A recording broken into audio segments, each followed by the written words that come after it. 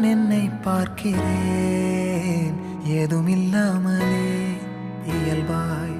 சுடர் போல் தெளிவாய் நானே இல்லாத ஆழத்தில் நான் வாழ்கிறேன் கண்ணாடிய